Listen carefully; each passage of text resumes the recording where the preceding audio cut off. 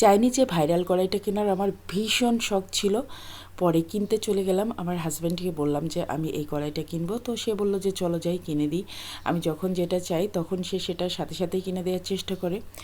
আর এই তো আসলাম দোকানে, কিন্তু আমার একটা সন্দেহ কাজ করছিল এটা আসল চাইনিজ কড়াইটা কিনা।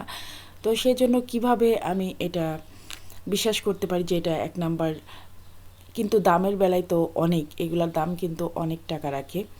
তো সেজন্য দোকানদারকে বললাম যে আপনি অন ক্যামেরায় বলেন তো এগুলো সঠিক কিনা, মানে ঠিক কিনা, যদি না ঠিক হয় তাহলে কিন্তু ফেরত দিয়ে দিব। কালার যদি নষ্ট হয় ফেরত কত দিনের মধ্যে নিয়ে আসবো? কালার নষ্ট হলে ফেরত। ওকে,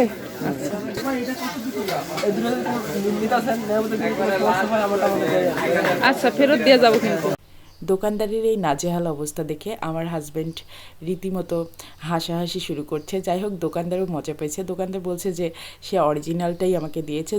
যাই হোক, আমি এখনও ব্যবহার করা শুরু করিনি, ব্যবহার করলে তার রিভিউ আপনাদেরকে দিব। যদি কোনো সমস্যা হয় তাহলে তো ওনাকে ব্যাক নিতেই হবে, কারণ ওনার ডকুমেন্ট তো আমার কাছে আছে, একেবারে ভিডিও ডকুমেন্ট, কারণ উনি আমাকে বলেছে এটা অরিজিনাল। অরিজিনাল কড়াইগুলোতে এক ফোঁটা দাগ পড়ে না, সারা জীবন এরকম চকচকা থাকে। আর এই কড়াইগুলোর দাম কিন্তু অনেক, এক একটা কড়াই ১৬০০, ১৭০০, ১৮০০, ২০০০, ২১০০ সাইজ অনুসারে।